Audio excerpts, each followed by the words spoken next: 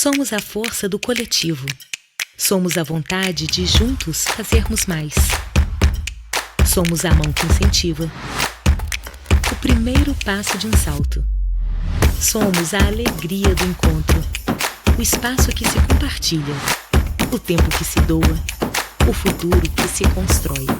Somos histórias e transformação. Somos muitos. Somos o Instituto Unimed BH. Como é bom quando a gente constrói uma relação de confiança. Há 80 anos, a cultura inglesa vem junto com os mineiros, formando cidadãos bilíngues para o mundo. Acreditamos que a educação faz parte do crescimento de uma sociedade. Por isso, no nosso aniversário, o presente é para os belo-horizontinos. Venha fazer parte da família Cultura Inglesa e ganhe 50% de desconto nos cursos ao vivo pela internet. Cultura Inglesa, 80 anos de história e amor por BH. A Melita tem sempre um café fresquinho para você sentir mais a vida.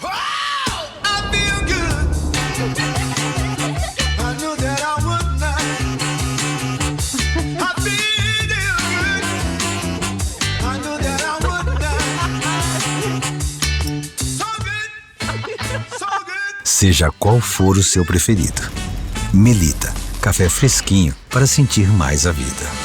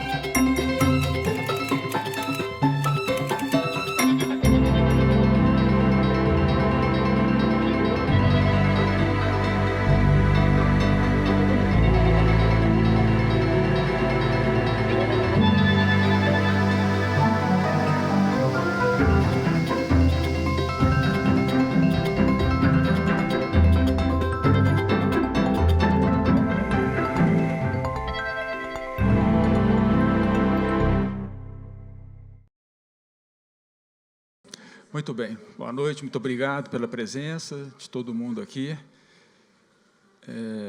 Como vocês vêm acompanhando, esse ano é um ano bem especial para nós. Estamos comemorando os 10 anos do projeto, né? E vamos comemorar, sim, todos os meses, em todos os encontros que a gente fizer, nós estaremos comemorando esse projeto, que é, né, uma celebração da língua portuguesa. Então, sei que estão aqui todos que gostam de livros, de leitura, e, em especial, de livros em português, que é a nossa língua mãe. Então, é com muita alegria, não só para mim, mas eu tenho certeza que para vocês todos, esse encontro hoje, porque ele fala não só de uma grande escritora, que é a nossa convidada, Maria Valéria Rezende. Ela é grande como escritora e é grande como figura humana. Não é à toa que eu estou sentindo assim, uma atmosfera assim, de muito afeto, muito carinho aqui, porque por onde Maria Valéria passa, né, é isso que ela deixa, né, entre nós, que podemos, às vezes, por pouco tempo, poucas horas ou poucos minutos, conviver com você. Então, estou muito feliz com essa noite que a gente vai ter aqui. Maria Valéria, aliás, já foi tema do Letra em Cena em 2023, não sei se vocês recordam, alguns se recordam. Ela veio não como palestrante, mas como homenageada. E quem veio falar dela foi a Micheline Verunski, né, e foi uma noite também muito bacana. E hoje nós temos a oportunidade de tê-la aqui em carne e osso, né? Bom, Maria Valéria é uma escritora prolífica, né? Uma pessoa com uma faceta, né, muito diversificada, tradutora, escritora, educadora popular, ativista cultural assim incansável, né, é alguém que surgiu, vamos dizer, para nós, na cena literária, há 25 anos, está comemorando 25 anos do lançamento do Vasto Mundo. Nós estamos cheios de data redonda hoje, assim, cheio de 25, 30, 50, alguma coisa assim. E depois, nesse período, ela já produziu mais de 20 livros, é muita produção, né, de livros infanto-juvenis, livros, vamos dizer, adultos, mas e livros premiados, né, é uma colecionadora de prêmios, né? O que vocês pensarem aí, Jabuti, Prêmio São Paulo, Oceanos, Casa das Américas, ela já faturou a estantezinha de prêmio dela lá, deve estar assim, bem grandinha. Então, assim, é alguém com uma presença, né, incrível assim, na nossa cena cultural, com uma história maravilhosa, é sempre fascinante ouvi-la. E eu queria dizer para vocês, então, por que eu convidei? Por que eu achei importante a gente fazer essa homenagem para ela? Bom, primeiro, por ser a escritora que é uma das vozes mais relevantes, sem dúvida, da literatura brasileira contemporânea, né, que nos últimos anos tem sido mais diversificada, menos masculina, se abrindo aí para várias frentes. Assim, acho que a literatura brasileira está num momento muito interessante. Mas o segundo motivo é que ela é aquela pessoa que, de certa forma, encarna a paixão pela literatura.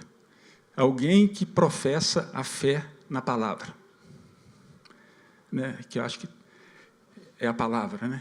que move o mundo. Então, acho que nós comungamos com ela vamos dizer, essa devoção pela palavra, e a Maria Valéria fez isso a vida toda, como educadora popular, né? Tratando, cuidando e levando à frente a filosofia Paulo Freire, né? E seja nos livros, né, que ela tem distribuído aí para nós ao longo desse período. Então, Maria Valéria, é com enorme admiração e com muita alegria que nós recebemos aqui nesse espaço. Por favor. Vai você ajudar a subir, né?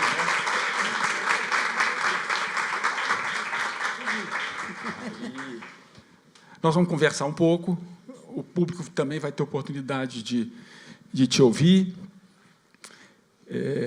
Eu quero que seja isso, um momento de reflexão sobre a escrita, sobre o ofício da escrita, mas também um momento de confraternização, né? Você estava me dizendo ali fora como é bom estar em Belo Horizonte. Nossa, isso é uma coisa que... toda a minha infância e minha adolescência, a gente passava uns 4 meses por ano aqui, que naquele tempo, por sorte, o ano letivo era mais curto, né, porque tinha aula no sábado. E a gente, no primeiro dia de férias, a minha mãe já juntava nós tudinho, enfiava... A gente pegava um avião, que era sucata da Segunda Guerra, né? Eram uns aviões que a gente abria a janela. E não tinha autonomia para vir de São Paulo até aqui. Descia em Poços de Caldas para reabastecer. E era uma aventura. E a gente chegava, e eu estou me lembrando, a gente chegava em casa da minha avó dizia: tão cansadas, se esforçaram muito, tiveram aula, agora tem que... Frango com ora pro nobis, era o primeiro dia, tem que fortalecer.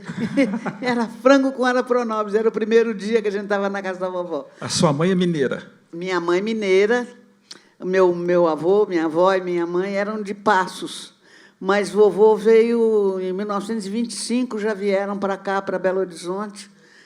Ele era fotógrafo, aliás, ele dizia: eu não sou fotógrafo, sou retratista. E ele veio, e também... Ele que veio para... Minas Gerais foi o primeiro estado do Brasil que começou a usar a impressão digital na identificação, e foi o meu avô que sabia, entendia disso, como fotógrafo, sei lá. Ele veio para cá para instaurar esse processo. E depois, no resto da vida dele, ele era o fotógrafo oficial do governo de Minas. Uhum. Então, a gente põe o nome dele no Google, Eupídio Lemos de Vasconcelos, e encontra todas as fotografias, os retratos de tudo quanto era político mineiro. E eu me lembro, o estúdio dele era em casa e a gente via, chegava todo mundo lá para ser retratado por Maria ele. Valéria, qual o nome da sua mãe e o nome do seu pai? Que eu nunca A minha vi. mãe, Maria Ceci Vasconcelos Rezende, Rezende do meu pai. E meu pai, Leôncio de Rezende Filho. Seu pai era médico. Meu pai era médico, era que um médico, no fim da vida, ele era o médico de todos os médicos, porque ele era considerado o melhor médico. Aí eu até comecei a escrever um romance inspirado na vida do meu pai, porque tem coisas inacreditáveis. Outro inspirado na vida dos meus avós, que também tem coisa... Não é uma biografia que eu estou fazendo. Eu me inspiro nos fatos extraordinários da vida deles e depois o resto eu invento. Também porque a minha cabeça, a essa altura, a fronteira entre a memória e a imaginação se borrou completamente. E entre a percepção e a imaginação também. Então, pronto. Bom, então nós já estamos nessa linha, nessa pegada biográfica. Você nasceu em Santos, no meio da Segunda Guerra Mundial. Nasci em Santos, no meio da Segunda Guerra Mundial. E teve reflexo na cidade? Eu só fui ver luz elétrica quando eu já ia fazer 3 anos. Porque lá em Santos era o principal alvo da guerra, né? Porque era o porto, tudo passava por ali. E, durante o dia, a bruma do mar, o porto fica escondido por trás das ilhas, né? Mas, de noite, se acendesse a luz, o submarino... Porque, naquele tempo, não tinha internet, nada disso, era o periscópio, né? E aí... Você se lembra? Eu me lembro. Sabe que eu me lembro disso? Porque, então, a gente acabava de jantar, sentava... Naquele tempo, a gente não podia jantar e ir dormir logo, que dava congestão cerebral, né? Acho que agora não dá mais, nunca mais ouvi falar nisso. Então, a gente acabava de jantar, sentava na varanda, no escuro, e diziam-se poemas. Meu pai e minha mãe sabiam muita coisa de cor. Minha mãe contava história, meu pai dizia poemas, e tanto que eu até hoje, que a minha memória de coisas recentes está meio decadente. Mas o passado, quanto mais passado... Então, por exemplo, hoje eu aprendia, não sabia ler ainda, mas aprendia de cor. Então, até hoje, eu sou capaz de dizer 7 anos de pastor Jacó serviu a Labão, pai de Raquel, serrana Bela, mas não servia ao pai, servia a ela, que a ela só... Sonetos de Camões, eu sei. Que maravilha. Meu pai era sobrinho do poeta Vicente de Carvalho, né? Então, a gente também decorava os poemas do tio Vicente. Você tinha um DNA literário na família, né? Tudo. Dos dois lados, da família mineira e da família... Da nossa família mineira, tinha meu tio-avô, que era redator do Senado. Eu acho que ele não tinha nada que fazer como redator do Senado. Ele, então, o divertimento dele era escrever peças de teatro e livros de conto, que ele mandava imprimir lá na gráfica do Senado e distribuía de graça. Então, tanto que eu não queria ser escritora. Na minha família santista, todo mundo era escritor. Então, você queria ser diferente, né? Eu achava que não tinha graça nenhuma. Eu queria dar a volta ao mundo. Porque eu convivi com 2 pessoas uma foi a Patrícia Galvão, né, que é mais conhecida como Pagu, mas ela não gostava de ser chamada de Pagu, não. Era Patrícia. Eu convivi com ela toda a minha adolescência, que ela foi morar em Santos, né? E você escreveu sobre ela, né? Olha, foi engraçada essa história, porque... Uma história vai puxando a outra. Eu comecei a escrever, foi a Josélia Aguiar que me encomendou. Eu comecei a escrever, aí ela disse, não, você tem que falar também da semana de 22, não sei o quê. E eu tinha implicância com aquela agenda da semana de 22. Falei, não, eu não vou escrever, porque se eu for escrever o que eu penso, vai todo mundo cair de pau em mim. E escrever o que eu não penso, eu não vou. Mas aí ela não se conformou. Um dia ela desembarcou lá em casa e passou uma semana lá, me arrancava da cama às 7 horas da manhã, fala. Aí eu Então, na verdade, depois ela transcreveu e eu revisei tudo, mas acabou que é uma mistura. O livro saiu uma mistura das minhas memórias e do que eu sabia da Pagu. Então, eu te cortei, você estava falando que 2 pessoas te influenciaram em querer... E pronto. E o outro foi um filho do tio Vicente, o filho mais jovem do tio Vicente, que era jornalista internacional. E ele era incrível, porque ele saía com uma jaqueta de aviador, que hoje todo mundo usa, né, essa jaqueta de couro. Assim, mas naquele tempo era jaqueta de aviador, cheia de bolsos. Ele pilotava teco-teco. Então, ele alugava um avião aqui, largava lá, etc., e ia-se embora. Quando chegava no lugar da reportagem, ele ia direto para a cena que ele tinha que reportar.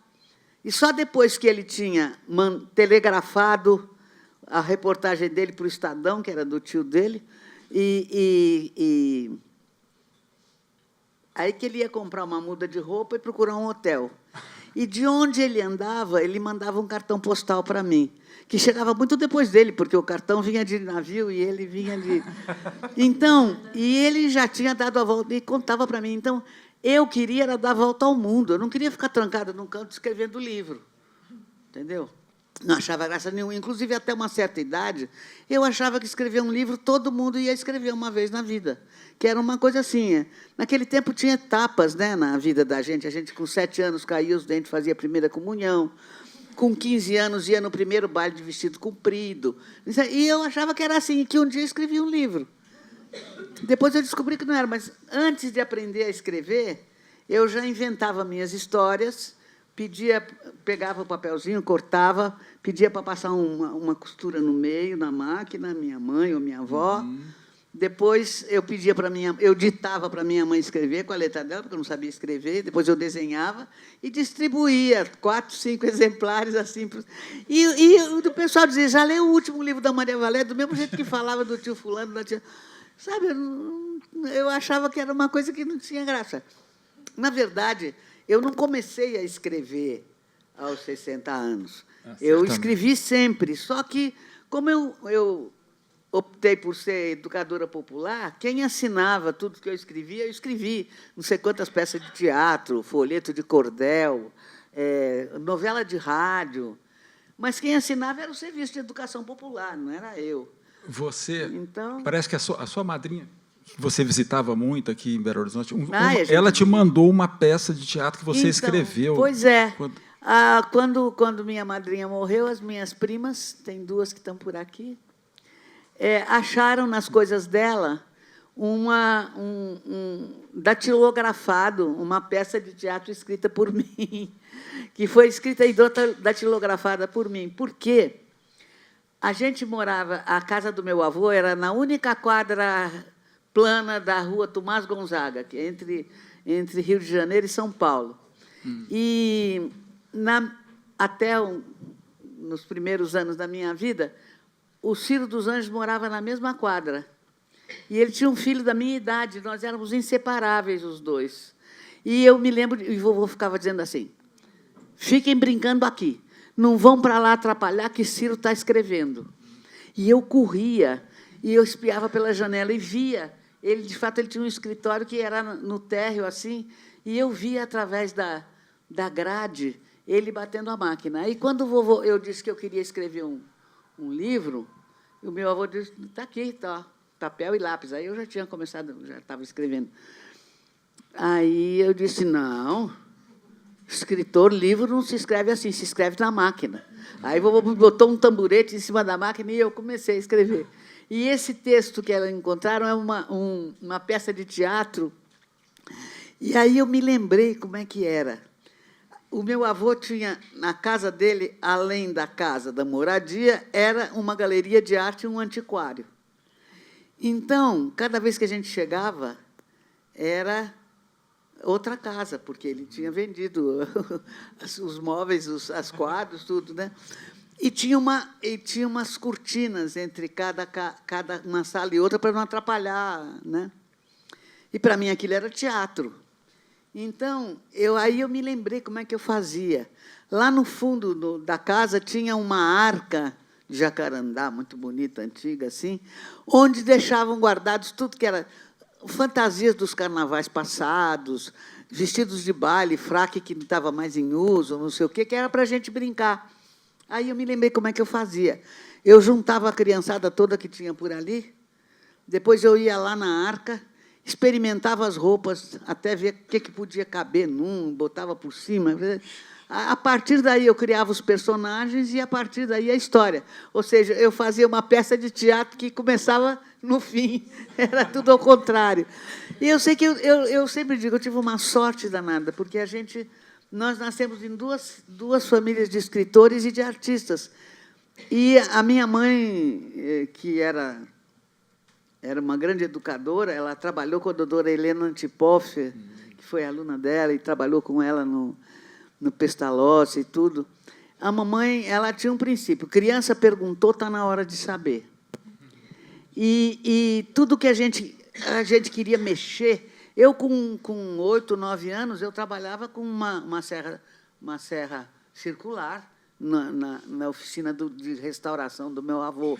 Porque era assim, quer mexer, aprende a fazer direito. Então, isso deu assim uma possibilidade da gente. Todos os meus irmãos escrevem, são artistas, pintam, porque a gente foi estimulado. E eu tenho certeza, nós todos nascemos para ser artista. Você pega qualquer bebê, você acaba de dar uma mamadeira para ele, deixa ele sozinho ali no berço, ele vai cantar. Qualquer criança começa a andar, ainda cambaleando, bota a música, ele dança. Toda criança inventa história, nem que seja para enrolar a mãe, porque não fez o dever de casa, sei lá. Todos, você dá um boneco para um garoto, deixa ele ali num canto, daí a pouco você vai ouvir a voz dele, a voz do boneco, e os dois conversando. Ele está sendo dramaturgo, ator, diretor, todos nós. Agora, para o capitalismo, se todo mundo for artista, pela lei da oferta e da procura, você não pode transformar a obra de arte em mercadoria, né? Então, você tem que reprimir. E por isso que dizem que todo artista é meio doido, né? Porque aqueles mais rebeldes é que continuam produzindo arte. Eu tenho a minha utopia. Minha utopia é que já é possível, do ponto de vista material, técnico, já é possível os robôs fazerem todo o trabalho repetitivo de produção material. A gente pode trabalhar uma vez por semana no computador controlando os robôs, e os outros 6 dias da semana todo mundo ser artista. Não é possível, já é possível. É possível. Eu talvez não vou ter tempo de ver isso realizado, mas eu tenho certeza. A gente precisa de utopia para poder viver, né? Maria Valéria. Então, a minha é essa. Antes de você cair no mundo, então, você foi uma adolescente, uma jovem, assim, vamos dizer, de vida normal, fez a escola normal. Você gostava de festinha, de baile? Demais. E de namoricos? Também, tive vários namoricos, mas depois, sabe... Depois você viu que não valia.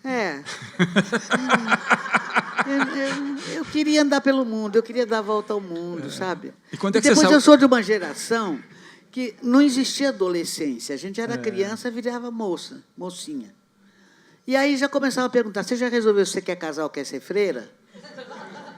Aí eu, a mais velha de 6 irmãos, ajudava a minha mãe a cuidar dos meus irmãozinhos.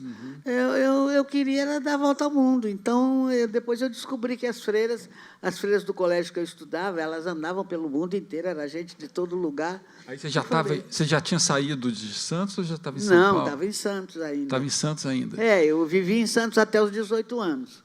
Aos 18 anos é que eu fui para a faculdade de São Paulo, porque lá em Santos só tinha uma faculdade de Direito, eu não queria ser advogada. Aí eu fui para São Paulo, aí fiquei 1 ano em São Paulo, mas aí eu estava na Juventude Estudantil Católica, aí me chamaram para a equipe nacional, aí eu fui para o Rio, e fiquei no Rio até 64, inclusive. E aí a entrada para a congregação foi por aí, 64, 65. Janeiro de 65. Aliás, fui eu e todo mundo que estava na equipe nacional da JEC, praticamente, foi todo mundo para os conventos. O Beto, a gente era... Todos nós, porque a gente queria continuar num trabalho de Seus pais relutaram, entenderam? Não, nada. Meu pai, foi engraçado, quando eu fui dizer para meu pai, ele disse, é isso mesmo que você tem. Eu já desconfiava que era esse o seu caminho, não disse nada para não influir. E o que te seduziu nessa congregação? Era o trabalho que eles faziam? Porque essa congregação já tinha, desde que eu conheci, um trabalho que naquele tempo chamava-se Educação de Base. Elas faziam caravanas pelo litoral do estado de São Paulo, preparando moças para se tornarem professoras, alfabetizarem, porque eram comunidades que era todo mundo analfabeto, todo mundo abandonado. Então, elas já faziam isso, que depois se tornou comum em várias congregações, as pequenas comunidades inseridas no meio popular, mas elas já faziam isso. Então, eu, com 12, 13 anos, eu comecei a andar. Todas as férias eu saía nas caravanas que elas faziam pelo litoral de São Paulo, nas ilhas, nos povoados, que era divertidíssimo, porque naquele tempo não tinha estrada, não tinha nada. Então, a gente pegava o trem da banana, que ia até uma certa altura do litoral, depois descia a serra em lombo de burro, a pé, andava pelas ilhas de canoa. Sabe, é uma vida muito mais divertida. Essa congregação, esse ano, faz 120 anos de Brasil. E é um negócio lá do século XVI, lá na França. É a ordem religiosa mais antiga, fundada pela irmã de Santo Agostinho no século IV. Eu sou uma cônega regular de Santo Agostinho. Oh, que beleza, hein? Que porra! Bonito, né? E aí você começou a viajar pelo mundo, aí você desandou. Aí comecei, acabei que eu dei 4 voltas ao mundo sem nunca pagar passagem. Porque eu tive sorte também que Santos, 2/3 da população era estrangeira durante a minha infância e adolescência. Foi assim que você aprendeu línguas. E na quadra que a gente morava, tinha gente de 8 nacionalidades. E como a gente só ia para a escola com 6 para 7 anos, né, não tinha esse negócio de enfiar a criança na escola, era aquele bando de criança pulando os muros, né, e brincando. E aí, quando eu tinha uns 10, 11 anos, que eu descobri que eu sabia inglês, francês, espanhol, italiano, português, alemão. Alemão a gente não queria saber que a gente tinha. Mas eu lembro, por exemplo, que quando a gente achava que um amiguinho tinha pegado um brinquedo da gente e não devolvia, a gente era muito bem educado, não podia dizer, você pegou meu brinquedo. Então, cantava uma musiquinha que era assim, Furs, du hast ganz gestohlen, gibt's. Agora não consigo cantar porque a minha voz está... Era uma musiquinha em alemão, sabe? E que eu nem sabia que língua que era aquilo, mas a gente se entendia. E aí isso fez uma diferença enorme na minha vida, porque quanto mais línguas você sabe, mais fácil aprender outra, né? Aí eu acabei ficando conhecida nos organismos de cooperação internacional como aquela que aprende qualquer língua. Não é bem verdade, mas, enfim, né? Come de tudo. Porque eu me lembro, quando eu era bem pequena, lá em Santos, durante a guerra, não tinha muito o que comer. A gente tinha banana e frutos do mar. E aí eu me lembro que uma vez mamãe puseram um prato na minha frente e eu disse, não vou comer isso. Por quê? Porque é ruim. Você acha que sua mãe e seu pai iam lhe dar uma coisa ruim para comer? Se não quer comer, é porque não está com fome. Na hora do almoço, deixa aí, então não come nada. Quando chegou na hora do jantar, o mesmo prato na frente. Não quer comer? Não quer comer porque não está com fome. Quando foi no dia seguinte, na hora do almoço, eu comi. E, a partir daí, eu me tornei absolutamente omnívora. Eu só preciso saber se outro ser humano já comeu e não morreu. Até uma vez foi um garoto lá do jornal lá de João Pessoa me entrevistar. E eu já sei quais são as perguntas, porque, em geral... É o editor lá que faz as perguntas e manda o estagiário ir lá perguntar para a gente. E aí eu já sei qual é a última pergunta, em geral, às vezes já está escrevendo outro livro. Aí eu disse, pronto, acabamos, né, meu filho, eu tenho outra coisa. Não, deixa eu fazer só mais uma.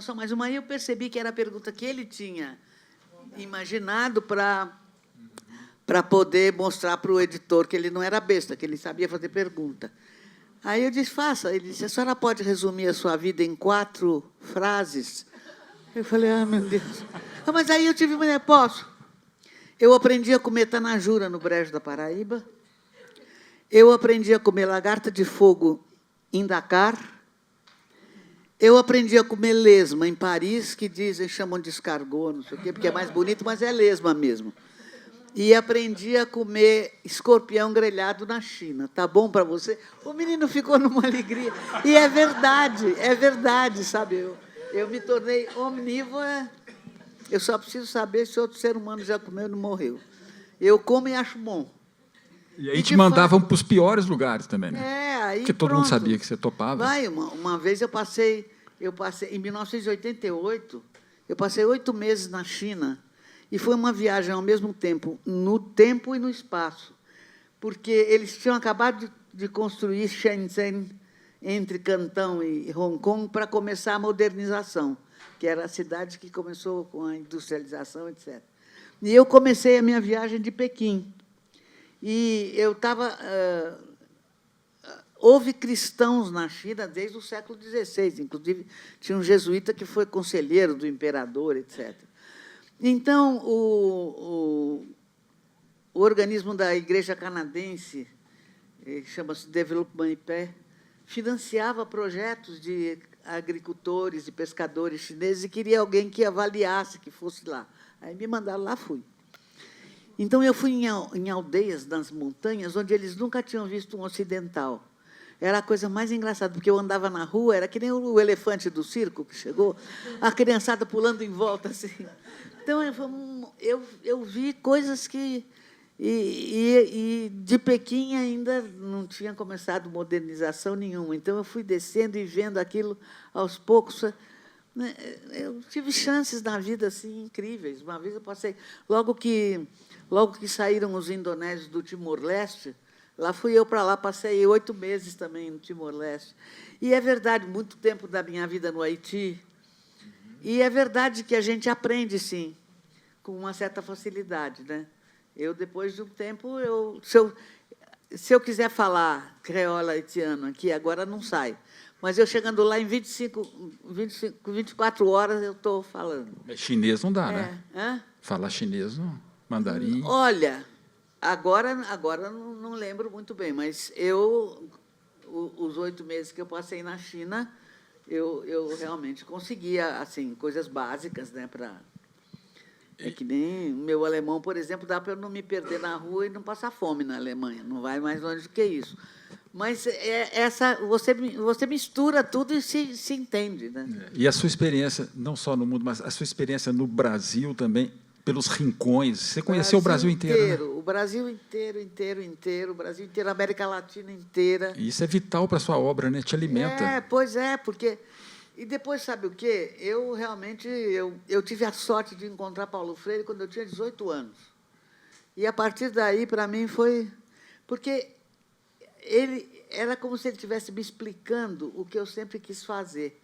Porque meu pai era médico da Santa Casa, que, naquele tempo, era a única alternativa de tratamento para os indigentes que havia. Era indigente, né? Mas ele era obrigado a dar alta para os pacientes que saíam da crise, porque tinha gente em pior estado esperando vaga. Mas ele ficava preocupado com o que ia acontecer com aquela pessoa quando voltasse para a sua vida normal. Então, ele anotava onde vivia cada um que ele dava alta.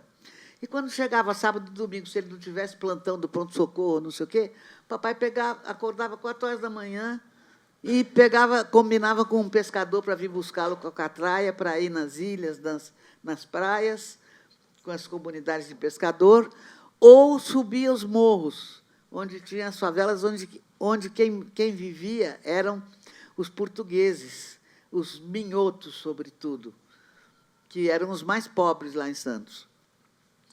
E, então, ele subia os morros e vinha descendo. E aí, quando eu aprendi a ler, papai me disse: minha filha, agora você vai comigo e vai levar livro de história para ler para as crianças de lá que não sabem ler nem têm livros. E eu ia com meu pai, e, claro, eu acabava de ler, meu pai acabava indo de casa em casa. Então, eu acabava de ler os meus livrinhos que eu tinha levado, e, por exemplo, quando era nas praias, os meninos me ensinavam, me contavam história de pescador, gente, que é um clássico. Então, quando a gente subia o morro, tinha um morro que dava na porta do cemitério. Não tinha lugar para sentar no morro, que era muito íngreme. Então, eu descia correndo com a criançada, a gente entrava no cemitério, sentava lá, nas campas, eu lia minhas histórias, depois a gente brincava de pique-esconde no cemitério, e os meninos me contavam história de assombração. Então, a troca de saberes, quando eu vi Paulo Freire explicar isso, sabe, era como se ele estivesse me dando a explicação filosófica daquilo que eu toda a vida quis fazer e fiz.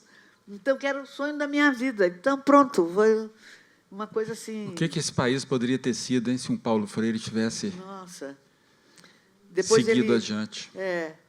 E depois eu encontrei com ele várias vezes pelo mundo afora. Passei um tempo no Chile, antes do golpe do Chile, ele foi primeiro exilado para o Chile, né? E ficou lá um tempo, eu passei um tempo lá com ele. Então, Maria Valéria, e nessa coisa de escrever esses livros que você fazia com pseudônimo, né, literatura de cordel, aqueles teatros populares, você sentia que o brasileiro... Você sentiu que o brasileiro gosta de ler? O que é a leitura para o brasileiro? O que você tirou dessa... Deixa eu falar uma coisa para você. Quando essa mania de dizer brasileiro não lê, brasileiro não tem acesso a livro, que é outra coisa. E, por exemplo, até hoje, você vai para uma feira, no dia de feira no interior do Nordeste, está cheio de cantador lá, improvisando, inclusive. É uma coisa...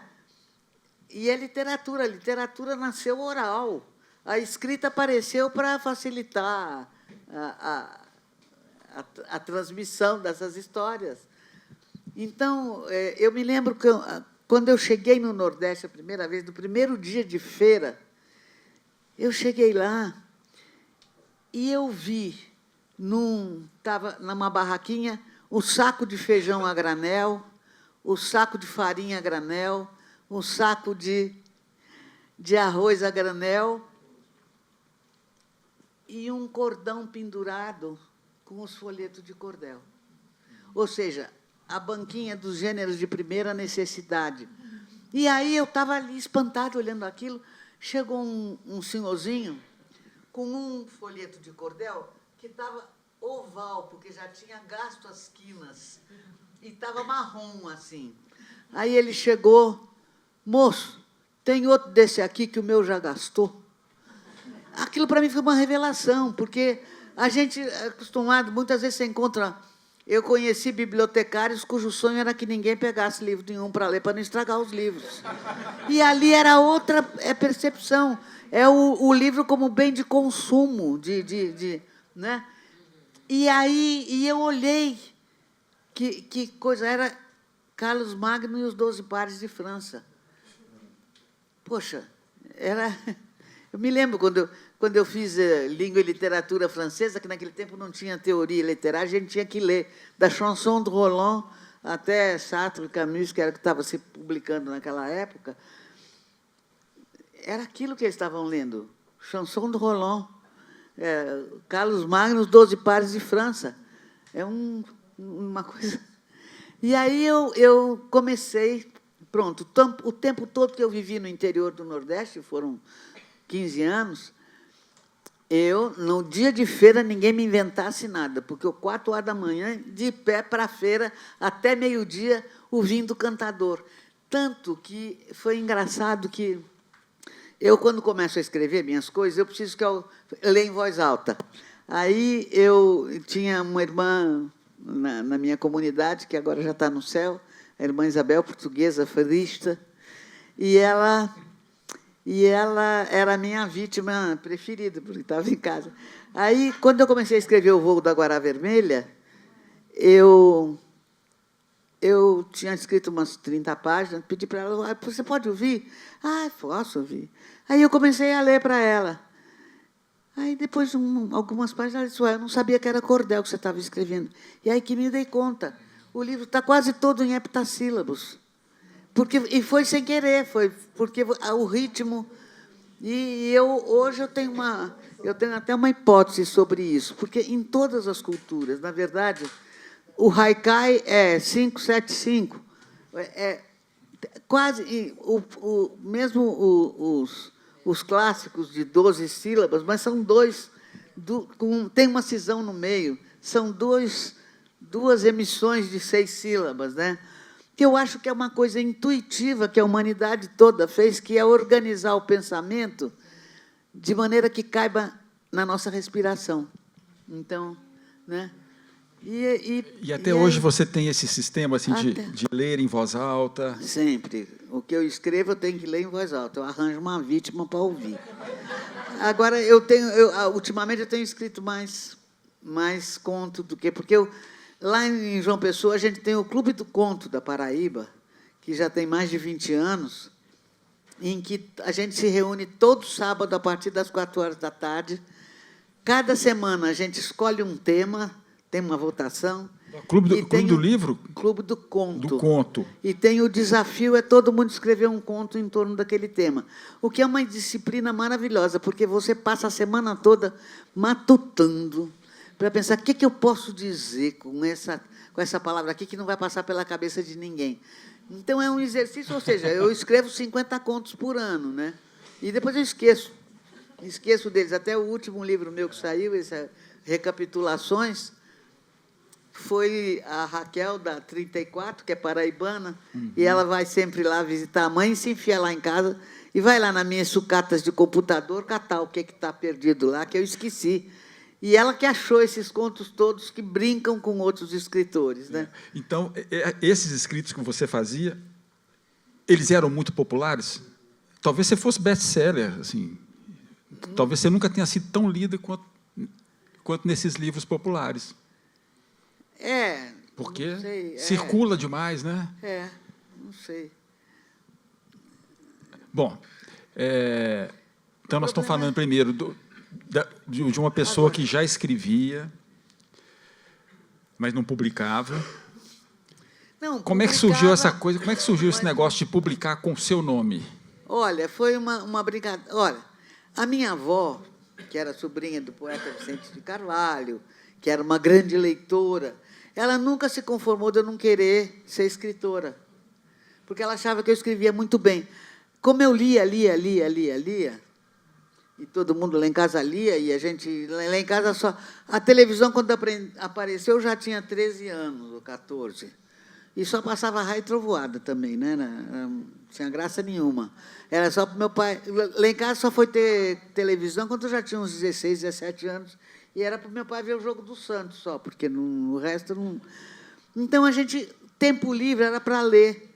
Eu nunca assisti uma novela de televisão, nunca vi uma série na televisão, nada. Se eu tiver tempo livre, eu vou ler. Você lê todos os dias? Eu leio todo dia. Eu trabalho até às 6h, aí eu assisto um noticiário, porque acho que é obrigação saber o que é que estão dizendo, o que está acontecendo. E depois eu leio. Até meia-noite, 1h eu leio. Você ainda lê no papel sempre? Não, porque eu quase não enxergo. Então, eu vou confessar uma coisa para vocês. Eu sei todos os sites de livro pirata. E os meus estão todos lá. Então, eu me indenizo. Depois, eu não gosto muito de ler tradução, não. Porque, como tradutora, eu sei que a tradução é traição. Então, aí eu vou lá e pego o original e leio num tablet assim, com o fundo preto, letra branca desse tamanho, porque senão... Eu, de noite, depois de uma certa hora da noite, aí eu leio no papel, porque senão eu não durmo, né? Eu fica... Aí eu leio, mas aí é complicado, porque eu tenho que segurar o livro com uma mão, a lupa com a outra e virar as páginas com a ponta do nariz, né? Mas eu leio e eu gosto do livro. Não tem... O livro é um prazer, né? Mas a minha avó, então, e tinha lá em Santos, todo ano tinha uma... concurso municipal de composição escolar. Era mais bonito, né? Chamava de composição, não era de redação. E eu ganhava quase todo ano no meu colégio, porque lia muito, tinha muito livro em casa, tudo. E aí, quando chegava no nível municipal, eu era quase sempre desclassificada, porque sempre tinha parente meu no júri. Aí eu ganhava um prêmio de consolação, que era sempre um dicionário. Eu acho que já imaginavam que eu ia chegar, porque cada ano era um dicionário diferente. Tanto que eu fiquei com mania de dicionário. Eu tenho uma estante inteira de dicionários, tenho mania. E muitas vezes o jovem escritor me pergunta que conselho você dá para um jovem escritor. Eu digo, leia 5 páginas do dicionário por dia. Porque isso eu acho que é uma coisa muito grave que está acontecendo, um encurtamento da linguagem. E uma língua como a nossa não tem outra.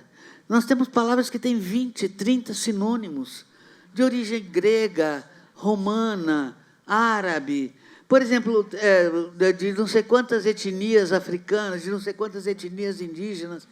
É uma língua maravilhosa. E depois, eu sempre me marcou muito que muitas palavras, elas são também onomatopeicas, né? Quando você diz, por exemplo, cochichar, sussurrar, fofocar, o que é isso? É o que você ouve quando tem alguém fofocando, cochichando lá, que você não consegue entender o que ele está dizendo, mas você ouve esse ruído. Então, essa coisa da sonoridade... Tem um livro meu, é o Outros Cantos, acho que é o Outros Cantos. Como eu faço referências, porque eu passei um tempo da minha vida na Argélia também, eu faço referências e no México, eu faço uma referência ao deserto de Sonora, no México, ao deserto do Saara.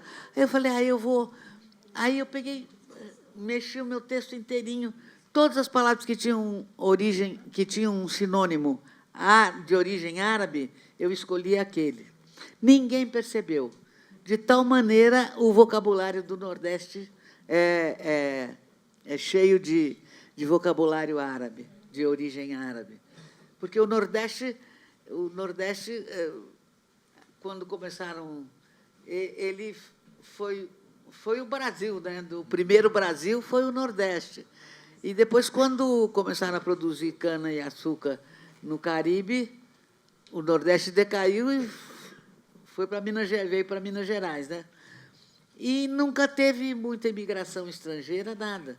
Então, conservou-se muito a língua que se falava naquele tempo, né?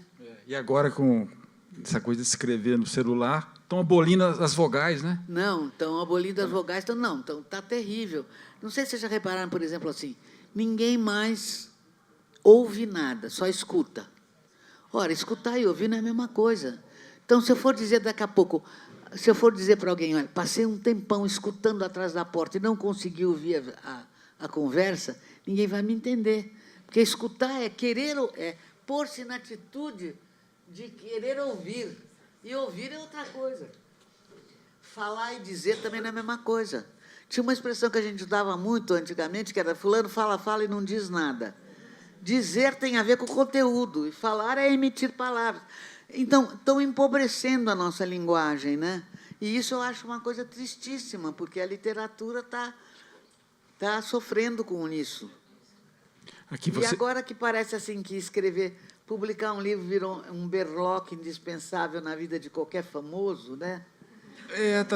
Tem muita besteira. Bom, não sei. O pessoal está meio afoito para publicar, né? É demais, é uma coisa assim...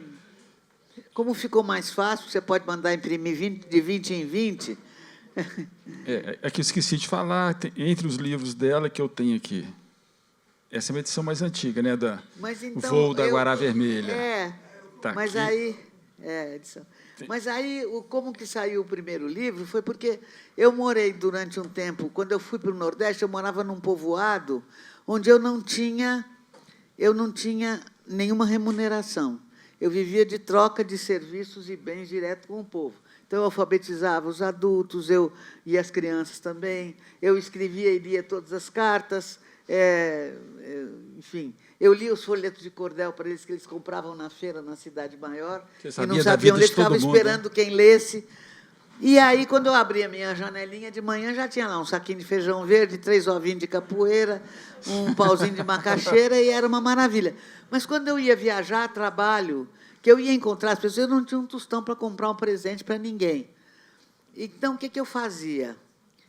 A minha avó não se conformava muito de eu não querer ser escritora. Então, todo mês eu mandava uma carta para minha avó.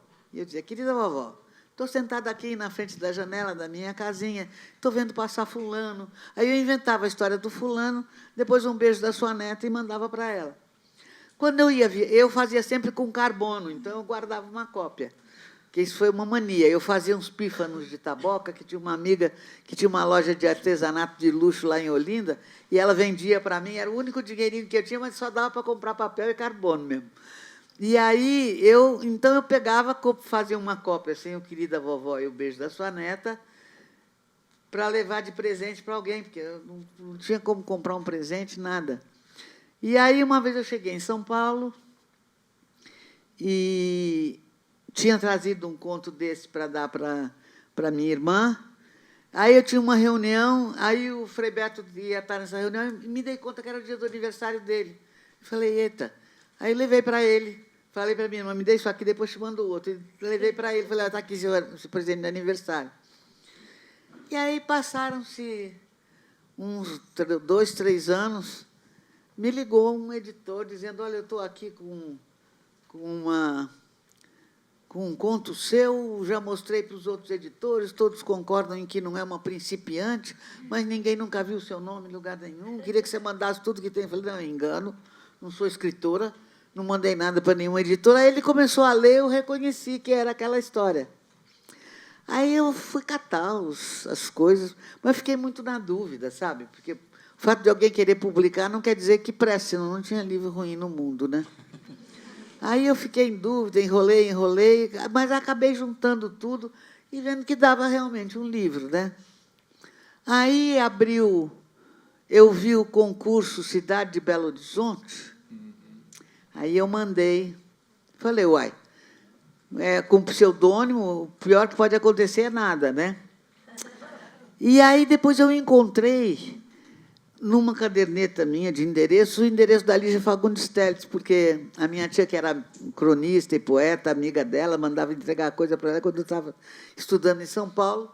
Falei, olha, quer saber? Peguei, fiz outra cópia, mandei para ela, dizendo, olha, eu não estou lhe pedindo que faça nada por mim, grande coisa, mas querem publicar, e eu não quero ser responsável por mais um livro ruim no mundo. Então, você lendo aí umas 10, 15 páginas, já vai me dizer se eu devo ou não publicar. E aí foi uma coisa muito interessante. Foi no dia 30 ou 31 de janeiro de 2020. Ao meio-dia, me ligou o meu querido Serginho Fantini, que era o curador do concurso, dizendo que o meu livro estava entre os 6 finalistas. Aí eu pensei, vai ver que eram 6 inscritos, o meu é o último. Aí fui olhar lá, não, tinha 230. Eu falei, uai, então muito ruim, não há de ser. Isso foi ao meio-dia. Lembra, Sérgio? Aí, quando foi às 2h tocou a campainha, era o carteiro com um cartão postal da Lígia, dizendo, publique sim, você eu não li só assim, li o seu livro inteiro. Publique sim, você é uma escritora séria. Não lhe escrevo mais longamente, porque estou de partida para o ano do Brasil na França, não sei o quê. Aí eu falei, bom, então, publique-se, né? Porque, afinal... Provavelmente 2002, né? Foi em 2000. 2000. Foi 2000. 2000. Aí o livro saiu em 2001, o Vasto Mundo. Vasto Mundo. Mas aí eu não estava virando escritora, foi aquele livro.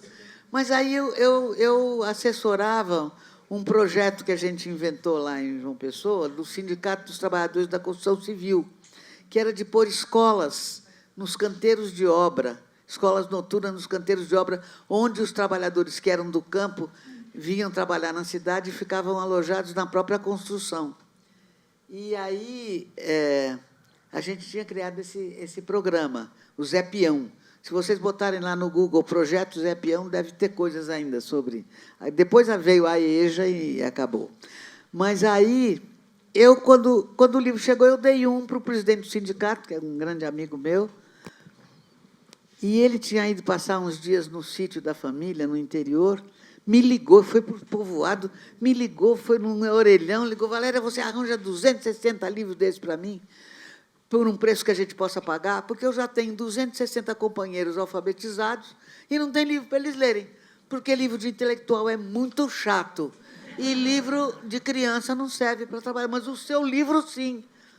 Aí eu consegui com a editora foi muito legal, me arrumou 260 exemplares por livro. E aí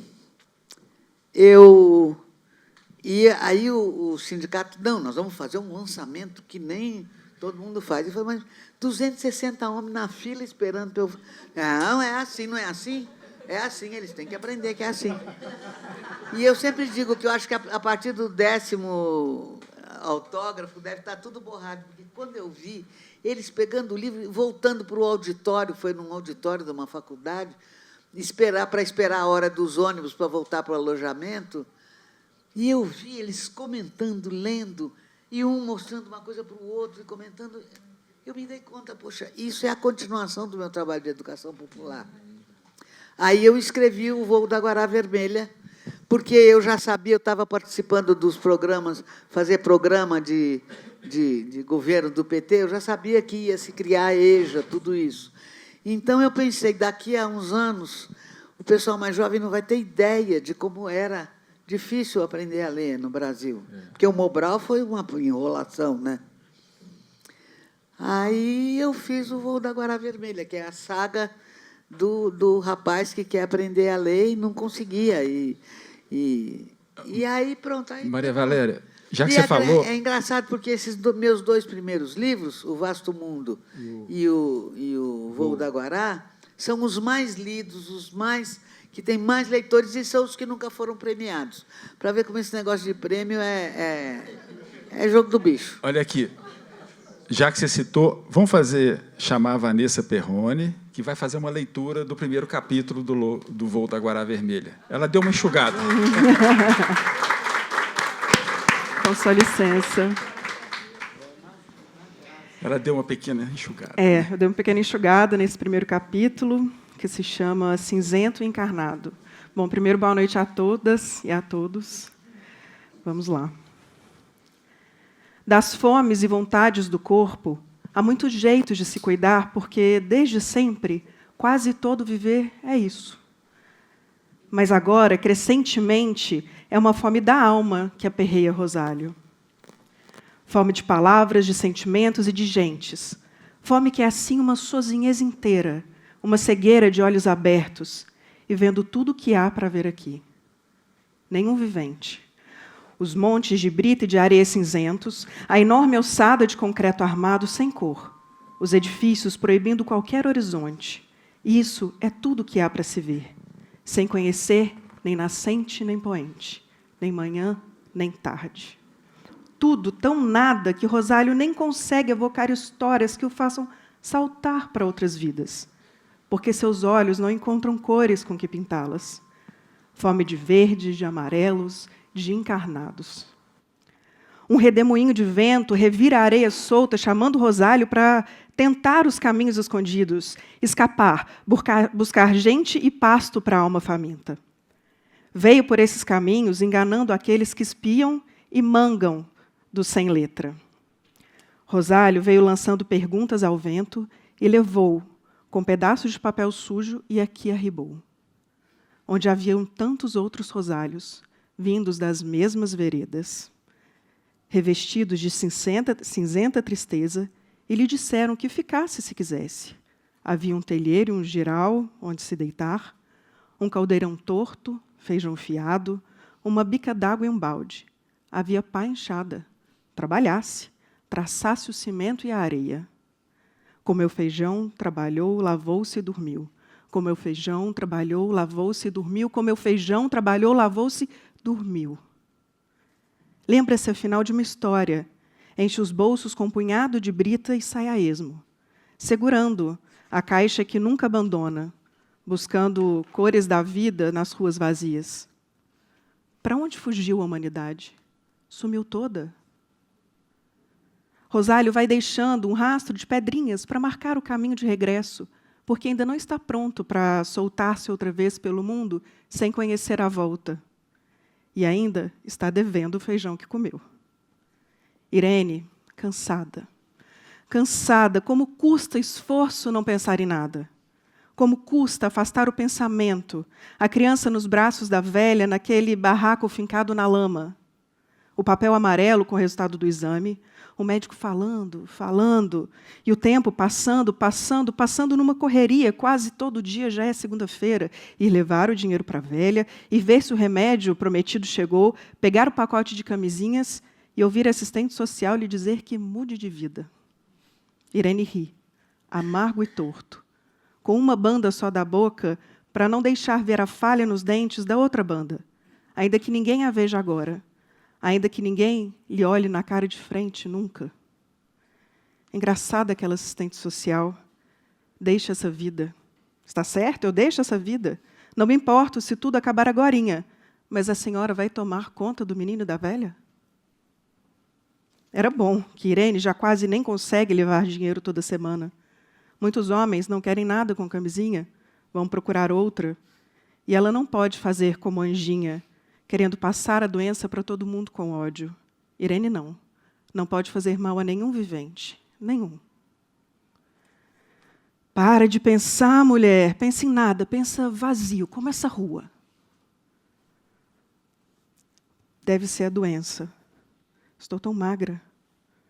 Atravesso o quarto, as tábuas bambas do assoalho. Qualquer dia esse chão afunda e a terra me engole. O saguão vazio. Não há clientes. Estão dormindo em seus esconderijos. Domingo à tarde, tudo dorme. As outras mulheres, todas dormem. Só a Irene não pode. Espera a sorte de aparecer um freguês. Amanhã, segunda-feira.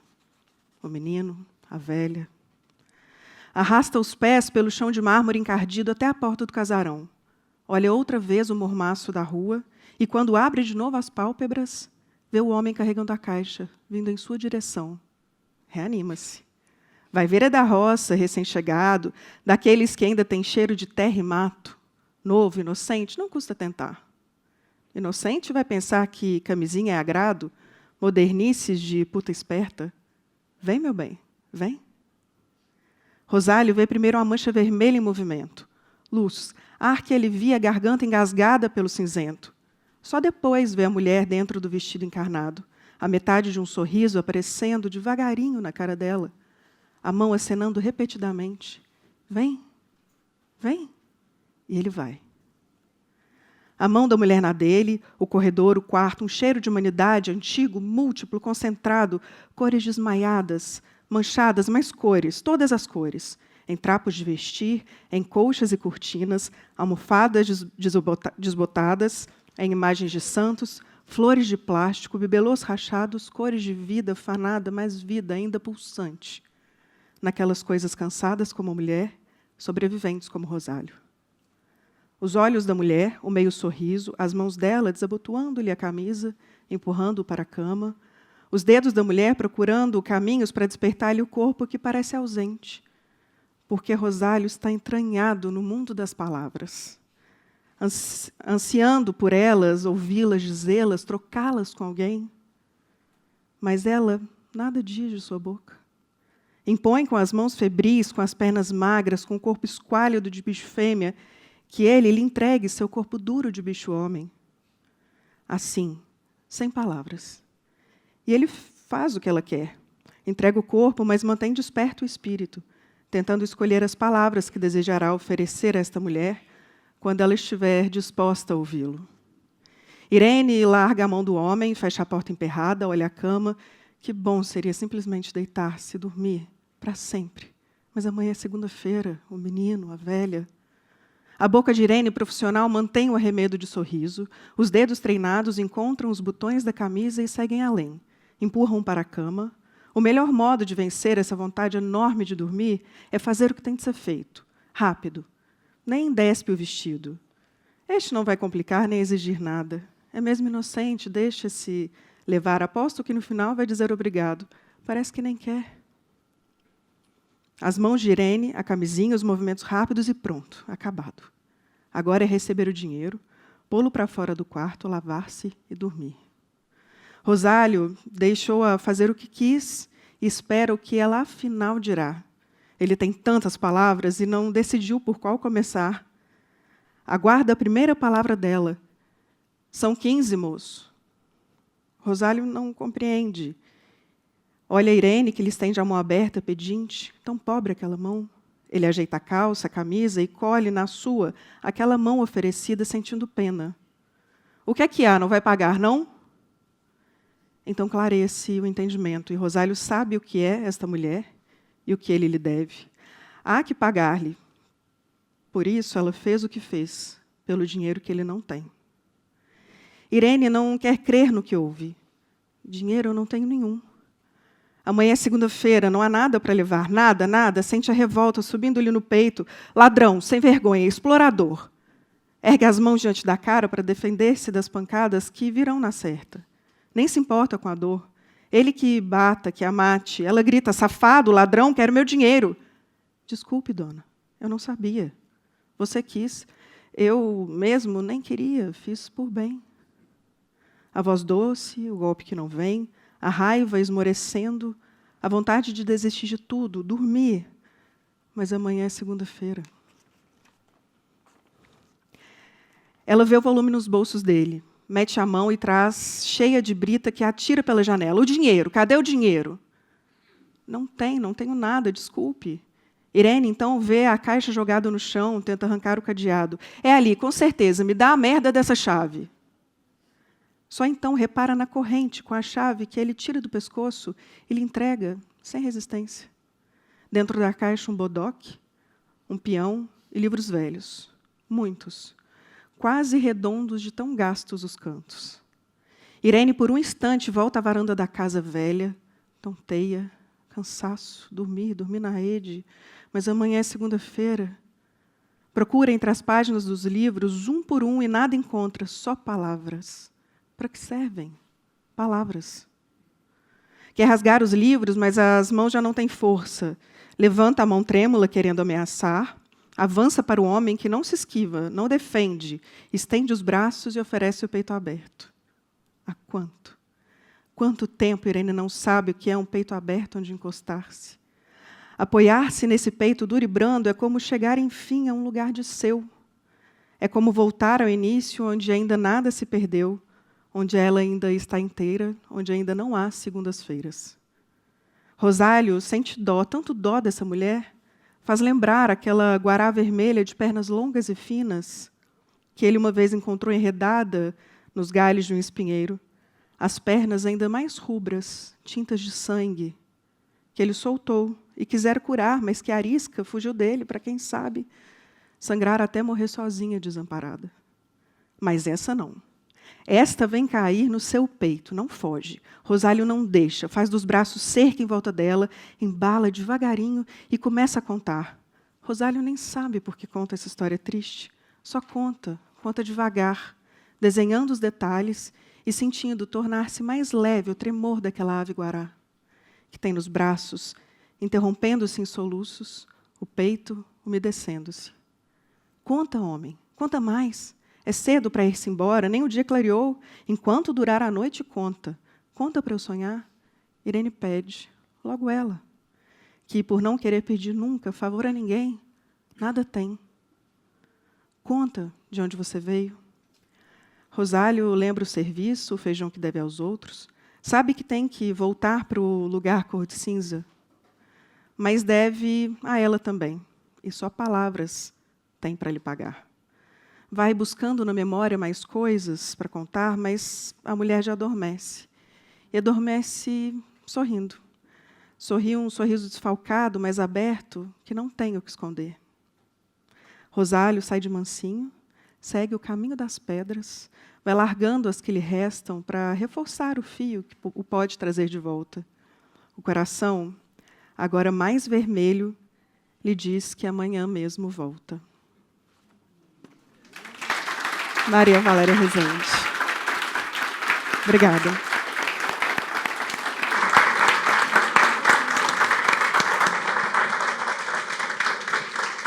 Pois isso, olha, para mim hoje é como se fosse um texto novo, porque eu não lembro direito. Uma das vantagens da caduquice é esse, viu? Mas que beleza. Beleza de texto e beleza de leitura. Obrigado, Vanessa. Que lindo. Que beleza. Nossa. E está aí, né? É um personagem que talvez seja um desses homem simples e uma dessas mulheres simples que você viu na vida, ou um ajuntamento de vários desses homens, né? É assim que você Até cria. É engraçado que muitas vezes já me perguntaram, mas como você é uma freira e escreve sobre prostituta? Aí eu tenho que explicar. Bom, atualmente, eu acho que há mulheres jornalistas que vão lá entrevistar as prostitutas no bordel. Mas, até algum tempo atrás, as únicas mulheres que não eram prostitutas e que entravam nos bordéis éramos nós, porque a gente ia, sobretudo quando começou a aparecer a AIDS, que ninguém sabia o que era, e que elas começaram a adoecer e morrer, assim, a gente ia lá visitá-las, ver se elas estavam... ajudá-las, porque a gente sabia muito bem, nenhuma mulher escolhe livremente, por prazer, essa vida, sobretudo em bordel de pobre, né? Então, eu tinha, lá em Guarabira, onde eu morava, tinha uma pracinha, assim, perto da minha casa, onde tinha os bordéis de pobre, né? E todo santo dia eu passava por lá. O meu caminho para ir para o centro da cidade era sempre passar por lá, para vê-las. Em geral, de manhã, elas estavam secando o cabelo no sol, na calçada, assim, umas cadeirinhas na calçada. Então, a gente é que convivia com elas, sabe? Eu fico sempre curioso para saber de onde que você tira essas histórias. Por exemplo, o 40 dias, né, que você narra aquela saga. 40 dias ruas, eu fui para Porto Alegre, passei 20 dias lá. Andando, passando a noite na rua. O pessoal disse que eu dormia na rua. Não dormia na rua, não valia a pena, não era para dormir que eu estava indo para a rua. Eu ficava observando, né, o que acontecia na cidade durante a noite. E você conversava com as pessoas? Todo mundo. E porque a senha que depois eu dei para a personagem. Porque para poder andar por todo canto, tem irmãs da minha comunidade lá no Rio Grande do Sul. Aí, quando eu cheguei lá, eu falei, olha, quais são os lugares mais diferentes, assim, fora... Porque toda cidade tem avesso e direito, né? O direito que você mostra para os turistas, para os visitantes, e o avesso que é escondido. Eu falei, eu quero saber o avesso da cidade. Aí elas me disseram, olha, tal lugar, mas não vai lá sozinha, não, porque é perigoso. Você vai, se você quiser ir lá, você fala com a gente, que a gente vai com você, porque eles conhecem a gente. Mas não tinha graça nenhuma. Eu inventei esse truque, que era dizer que eu era bastava abrir a boca, todo mundo sabia que eu não era de lá, né? Eu vim da Paraíba, eu sou da Paraíba, eu estou passando uns dias aqui, estou procurando... Eu tenho uma amiga minha lá, que o filho dela veio trabalhar aqui, e já faz 1 ano que ele não deu mais notícia para a mãe, ela anda desesperada, sem notícia do filho. Será que você não conhece o Cícero Araújo? Olha, e aí eu descobri que você falar de mãe desesperada, porque não tem notícia do filho, é um abre-te sésamo. Todo mundo... Eu subi num morro lá, o Morro da Maria Degolada, que é controlado pelo pessoal. Aí eu estava subindo e perguntando, sabe, do Cícero Araújo. Veio um cara lá de cima, de moto, parou do meu lado e disse, olha, o cara lá de cima mandou dizer o seguinte, volte aqui amanhã a essa hora, que se ele estiver aqui, a gente encontrou. Né? Aí eu fiquei, sabe, e realmente eu meti a cara em todo lugar, todo mundo me recebeu muito bem, porque eu falava do Cícero Araújo. O Cícero Araújo foi que me guiou e me protegeu lá em... E Cícero Araújo tem em cada esquina do Nordeste, porque Cícero tem demais por causa do padre Cícero.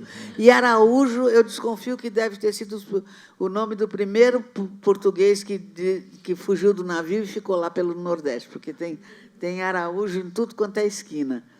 Então, pronto. Ou seja, a sua literatura tem muito dessa vida real que você vê, mas aliada com uma imaginação que transforma isso em ficção. Eu nasci, minha cabeça, eu tenho certeza, nasceu vazia. Tudo que sai é porque entrou. Agora, entra, mas a imaginação da gente completa, né? E a gente só vê uma fração da realidade, né? Mas muita gente, às vezes, te pergunta se, poxa, você viveu isso mesmo? Essa é outro canto, essa pessoa que volta para aquele lugarzinho, é você? É a sua história? Olha, não. A personagem não sou eu não sou nada daquele jeito. Eu fiz uma pessoa muito romântica, assim, né? Que não sou eu sou pão, queijo, não sou nada disso. Agora, a realidade foi que eu vi. Foi o primeiro povoado em que quando eu cheguei no Nordeste, eu fui viver nesse povoado. E, aliás, a única coisa que eu emprestei para a personagem é o final do livro, que foi o que aconteceu comigo. Eu fiquei 1 ano lá, toda a população vivia de tecer rede, e tinha um dono só de tudo, era uma coisa terrível. Então, aquilo tudo que eu contei era daquele jeitinho. Eu fiquei lá até dezembro de 73, aí eu estava na feira e ouvi uma conversa. Alguém dizendo, parece que o exército está aí do outro lado do Mochotó, procurando uns barbudos que querem fazer cooperativa com os trabalhadores. Aí eu percebi que eu não podia ficar lá.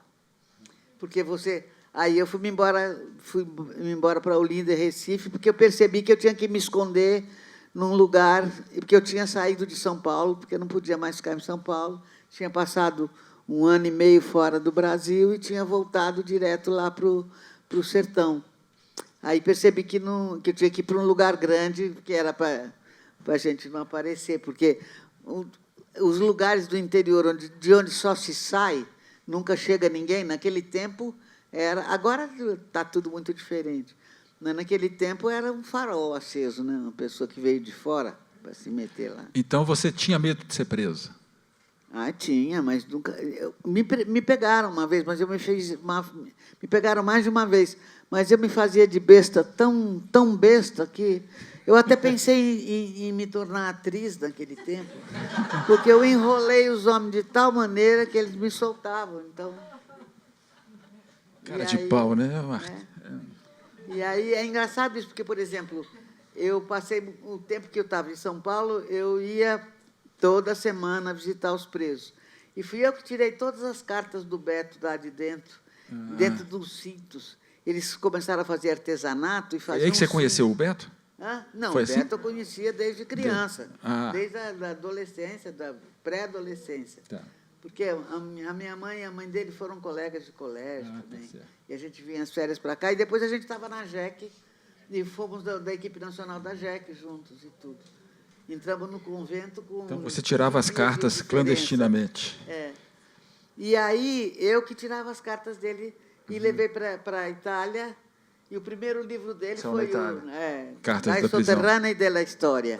Eu transcrevi tudo, levei para a Itália e a Linda Bimbi conseguiu publicação e rapidamente foi traduzido e publicado. E aí, depois ele me pagou com a mesma moeda, porque foi ele que passou meu conto para o editor. Então, estamos quites. Ou seja, depois desse primeiro romance, você viu que você tinha ali um caminho como escritora mesmo. Quando eu vi os trabalhadores lendo o meu livro e se interessando, eu me dei conta que eu estava... Aí eu fiz o voo da Guará Vermelha, porque eu já sabia que ia vir a EJA. Então, eu falei, não, eu preciso registrar como era a situação antes, né? E aí, depois, pronto, aí comecei... Também eu já estava... Eu tive um infarto. Aí eu comecei a perceber que eu não ia poder continuar com aquela vida de andarilha, com uma mochila nas costas no meio do canavial. E percebi que era uma maneira de eu continuar meu trabalho fazendo literatura, né? Aí continuei a fazer, aí saíram os outros. E você, quando escreve, você tem na sua cabeça assim, não, eu quero ser entendida por esse... Quando me perguntam para quem que você escreve, eu digo, eu escrevo para meus personagens. Porque eles têm que ter o direito de ler e funciona. Com exceção da Carta Rainha Louca, que aí é outra história. Aí foi uma outra história, não é legível tão fácil, é mais difícil de ler, né? Você pegar o jeitão. E você, como é que você sempre trabalhou muito, sempre com uma atividade muito grande? Você não é daquelas escritoras que falam assim, bom, eu vou escrever de 6 às 8. Você escreve quando dá? Eu escrevo quando dá. Eu tenho umas cartas de computador em cada canto da minha casa, e onde eu estiver, e depois... eu escrevo quando dá.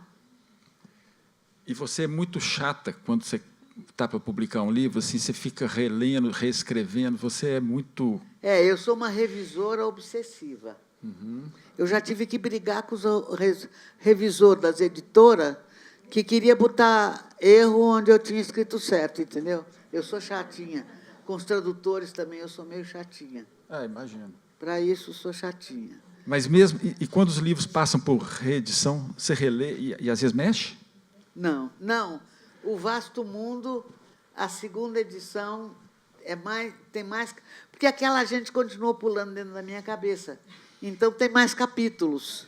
No Vasto Mundo, a edição da Alfaguara tem mais capítulos do que a primeira versão. E quando é que você sabe que o livro está pronto? Chegou no... Eu acho que nunca fica pronto. Eu acho que a gente... Desiste? Não, eu acho que era algum escritor que dizia, acho que um argentino, que dizia isso: a gente nunca acaba, nunca termina um livro. A gente chega a uma certa altura, a gente desiste dele. Inclusive, o 40 Dias, como eu dei a forma de um caderno de desabafo, né? Uhum. E aí, um caderno de desabafo, você não pontua, não tem ponto. E aí, outro dia, já aconteceu 2 vezes, da menina da livraria, que é minha amiga, ligar: Valéria, o que eu faço? Teve uma dona que veio aqui devolver esse livro, dizendo que o livro está com defeito, que não tem nem ponto final. E depois, outro dia, foi outra vez. A Carta Rainha Louca tem trechos rasurados. Porque minha dúvida era assim: como que eu, com a minha cabeça de feminista do século XXI, posso falar na primeira pessoa como uma mulher do século XVIII? Aí eu disse: não, ela vai falar o que eu quiser, mas ela mesma vai dizer, achar estranho o que ela escreveu. E eu explicitei lá, falei: eu creio que os outros, que eu devo ser mesmo louca, como dizem. De outro modo, como é que eu estaria escrevendo essas coisas que eu nunca ouvi ninguém dizer? E aí ela começou a rasurar, né? E também já, outro dia, a menina me ligou: Valéria, teve uma dona que veio aqui reclamar para devolver o livro porque está todo cheio está todo riscado. Gozado. E o seu último livro, Recapitulações, ele foge um pouco dessa história. Recapitulações é engraçado, porque como eu escrevo um conto por semana, por causa do Clube do Conto, né, conto que não acaba. E aí, esses contos, não foi um livro que eu concebi, vou fazer um livro assim. Não, foi a Raquel, que é uma das editoras da 34, que é paraibana, e ela vai lá, muitas vezes, na Paraíba, visitar a mãe, etc. E ela se enfiou na minha casa, e ela mexe nos meus computadores, procura coisa, e foi achando esses contos, que são contos que, por acaso, brincam e mexem com outros escritores. Então, tem uns que são contradições. Eu pego a história... O título, Recapitulações, vem de um conto que era Recapitulação, que é uma carta que eu inventei, que a Capitu escreveu de Paris para a amiga dela, contando a versão dela da história, que não é nada a mesma do Bentinho, né? E por aí vai. Tem histórias que eu inventei em que o escritor é personagem. Tem o Quadrilha do Drummond, que você faz. Tem o Quadrilha do Drummond, que eu recontei todinho, né? Não era nada daquela história. E foram coisas que eu escrevi ao longo dos 20 anos, assim. Uhum. Estavam lá perdidas nos meus computadores, um ou outro tinha saído em alguma coletânea, não sei. Aí ela descobriu que tinha um livro com uma unidade assim, maluca. Então, vamos publicar. E está tendo uma boa repercussão, porque é um pouco diferente das coisas que estão se publicando hoje, né? Esse livro está aí fora, está ali com a livraria Quixote. Você vai autografar depois, né, para quem quiser. As ordens. Então, tem aqui mais do que releitura, uma reinvenção, né, de algumas histórias. É tudo brincadeira. Até a história de Sansão e Dalila eu inventei outra história. Tem da Bíblia a Carlos Drummond de Andrade e todo mundo reinventado. Você está falando que foi uma brincadeira. Eu já te vi falando que gosta de escrever, que gosta, que acha prazeroso escrever. E outro dia, por acaso, eu vi um vídeo do chileno Roberto Bolanho, e ele falando que escrever é horroroso. assim, que é difícil, que é penoso. mas Se ele pudesse ganhar um prêmio e parar de escrever, ele já morreu, né? Não, mas ele é complicado. Eu conheci bem Conheceu? o Polanyi. Conheci bem. Eu passei uma vez 8 meses no México e ele estava morando lá e tudo que era exilados que estavam lá no México, do resto da América Latina, tinha uns espaços lá onde todo mundo se encontrava. Então, o problema, ele é uma pessoa meio complicada mesmo. Enquanto que eu não. Eu para onde me mandarem, eu vou e me arranjo o jeito de me divertir, de me interessar. Então, depende da pessoa, né? E outra coisa também que eu queria te perguntar, porque sempre que eu pergunto para os autores que vêm aqui, quase sempre, o que eles estão lendo? E aí, invariavelmente, eu não estou lendo, não, estou relendo. Ninguém fala que está lendo. Quase todo mundo fala que está relendo. E você, assim, eu acho que você acompanha a literatura atual. Né? Eu acho que é uma obrigação. Não é? Você acompanha o que os jovens, aí, os novos autores. Tem essa história do mulherio que você, né, que você ajudou a organizar. O mulherio já cumpriu sua função. Hoje eu acho que não há mais nenhuma mulher no Brasil que acha que não pode escrever e não pode publicar porque é mulher. Acabou. E surgiu muita coisa boa? Você viu surgir coisas... Nossa! Vocês não notaram esses últimos anos? Foi uma mudança importante aí, eu acho que... E você estava na cabeça, né, Maria Valéria? Não foi meio por acaso, porque quando a gente resolveu fazer... a gente estava na Flip lá e nos encontrávamos e notávamos que tinha muito mais mulheres no público do que homens.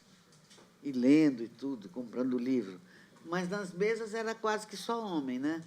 Aí a gente começou a pensar, mas é porque tem pouca mulher que escreve. Não tem. Aí a gente queria saber quantas mulheres escreviam no Brasil. A hipótese mais avançada era umas 500. Aí a gente resolveu fazer um grupo fechado do Facebook, onde cada uma, quando voltando para casa, ia convidando as outras mulheres que escreviam, que ela conhecia. Em um mês, a gente tinha 5.000 mulheres ali. E foi interessante, porque criou uma aliança assim, entre nós. Né? E aí, realmente, hoje, eu acho que não há mais mulher nenhuma no Brasil que acha que, porque é mulher, não é capaz de escrever, ou de publicar, ou de coisa. Acabou. O mulherio já cumpriu o seu papel. Já. E criou uma amizade assim muito bacana, viu? E mesmo a Flip já mudou completamente, né? O que tem de mulher hoje na Flip, né? Nossa, que não tinha. Já acabou. Dos encontros todos. Bom, outra coisa que eu queria também te perguntar, porque hoje aqui, antes de começar, né, o Zé Carlos está ali, ele me falou assim, poxa, eu adoro Maria Valéria, eu gosto especialmente dos haikais. Então. E a gente quase nunca fala disso, mas outro dia eu vi uma foto sua recente, fazendo uma oficina com crianças na sua casa. Oficina sobre haikai. Eu aprendi a fazer haikai desde criança, mas eu não sabia as regras. Era assim, porque, justamente, quando eu ia com o meu pai para o litoral, às vezes a gente parava nas comunidades japonesas, porque foi lá que eles chegaram, e tinha muitas comunidades japonesas no litoral, plantando verdura e trabalhando e colhendo banana nos bananais. E eu ia com ele e eu aprendi a fazer haikai com as crianças, com as outras crianças. E eu não sabia as regras. Aí, uma vez, a Alice Ruiz foi dar uma oficina lá em João Pessoa. Aí eu fui para a oficina. E aí a gente se entendeu logo e começamos de brincadeira por e-mail. Ela mandava um haikai para mim, eu respondia. Ela mandava, eu respondia. Ela mandava, eu respondia. E acabou saindo um livrinho que chama-se Conversa de Passarinhos, que até a gente foi engraçado, porque a editora inscreveu no Jabuti como juvenil. Então, ela foi finalista na categoria de poesia, eu fui finalista na categoria de infantil e nós duas juntas na categoria de juvenil, naquele mesmo ano. Aí foi divertido. E aí, pratica. pronto, a gente ficou assim. E aí... E a meninada aprende rápido? Aprende. Eu já fiz oficina de haikai com criança que não sabe escrever. Aí eles desenham o haikai. Porque o haikai, na verdade, originalmente, não é uma literatura para você publicar. Até os japoneses chamam o haikai-do. Do é caminho. Então, você tem o taekwondo, o ikebana-do, que são os caminhos para você chegar no estado zen. Então, todo dia eu faço haikai. Entre uma atividade e outra, eu fiz um caminho no meu jardim que dá 100 passos, exatamente. Um caminho de pedra, assim, no meio do matagal.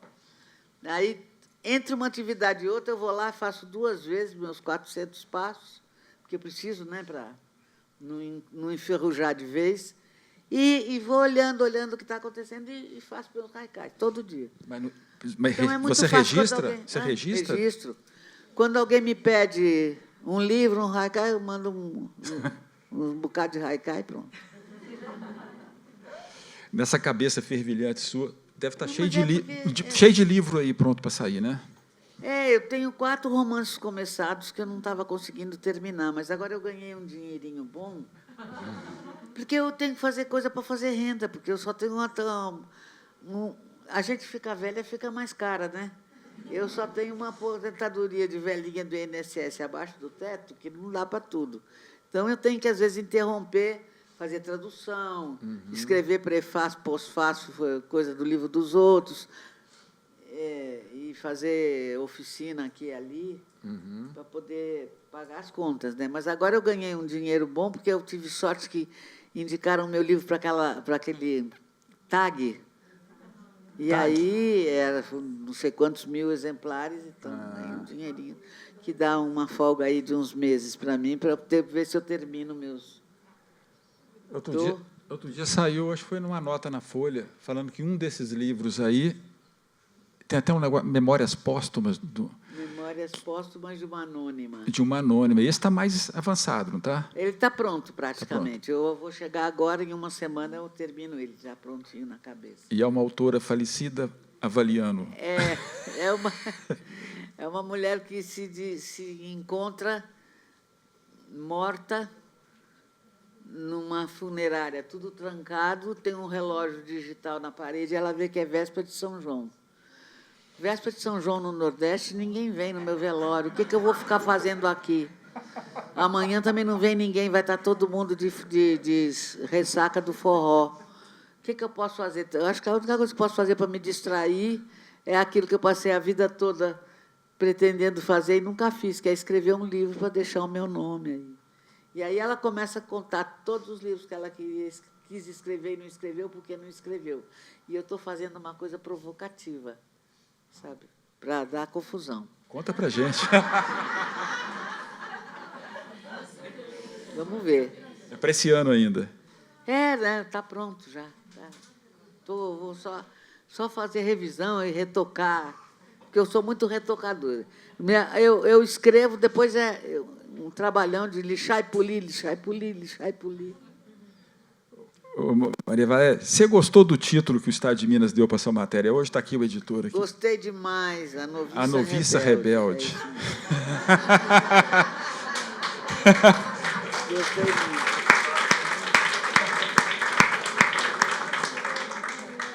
Eu vi o título e falei, genial, já gostei da matéria, porque a Noviça Rebelde é a sua cara. Eu sou rebelde, sim. Antes de ser noviça, eu já era rebelde. Mas... Muito bom. Gente, tem alguém querendo colocar alguma coisa, falar? Adriane? É porque ela me prometeu que ia falar essa história, nem que fosse resumida. O encontro dela no bonde com Drummond. Opa! Sim. Não, é porque eu quando eu morava no Rio, eu fazia meu plantão na sede da JEC durante a manhã e, ao meio-dia, foi a única condição que meu pai me pôs para ir para o Rio era não largar os estudos. Então, a única faculdade que me aceitou foi a Santa Úrsula, que era ali em Botafogo. Então, todo dia, meio-dia, eu tomava o ônibus para ir lá, e era o mesmo ônibus que o Drummond tomava. Aí, um dia, estava vago o lugar ao lado dele, eu sentei ao lado dele e falei, poeta, posso lhe contar uma história? Ele disse, conte, sim, eu preciso ouvir história, eu tenho que escrever essas crônicas. Aí eu contei para ele a seguinte história. O meu avô, que tinha fugido de casa para ir para o Rio de Janeiro aos 15 anos, estudar Belas Artes, o pai queria que ele ficasse lá criando cavalo em Passos, e ele queria ser artista. E ele, quando chegou no Rio, ele precisava de um emprego para sobreviver, e o emprego que ele arrumou foi de declamador intervaleiro de cinema, porque tinha 2 cinemas no Rio e o sistema era tão primitivo que tinha que desenrolar o carretel, tinha um intervalo no meio, então precisava entreter o público. E ele, então, vovô, sabia de cor todo Castro Alves, Fagundes Varela, toda a poesia romântica, que era o que o público daquela época, né, esperava. Então, a gente, muitas vezes de noite, depois do jantar, né, não podia ir dormir, que dava congestão cerebral, a gente sentava na varanda, e um dia, vovô, eu tinha uns 10 anos, assim, vovô estava lá, Auriverde, e a gente, vai, vovô, vai. Ele, Auriverde, pendão da nossa terra, que a brisa do Brasil beija e balança. Aí ele falou assim, olha aí, isso aqui é poesia, a gente até sente a brisa que balança as palhas do coqueiro. Agora, esse menino Drummond só disse que tinha uma pedra no meio do caminho tinha uma pedra. Eu fiquei curiosíssima. No dia seguinte, eu tinha dinheiro, porque eu ajudava o vovô na Câmara Escura, então ele me pagava. Ele dizia, não, você está me acelerando aqui, é meu ganha-pão, toma aqui.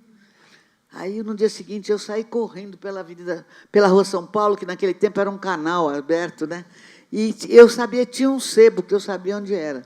Eu saí correndo, cheguei lá. Tem um livro de um poeta que diz que tem uma pedra no meio do caminho, primeira edição do Alguma Poesia. Uma preciosidade, né? Mas é que naquele tempo, isso foi em 51, 52, por aí, era pouca gente, tão pouca gente que lia no Brasil, né? Não tinha nem escola para todo mundo.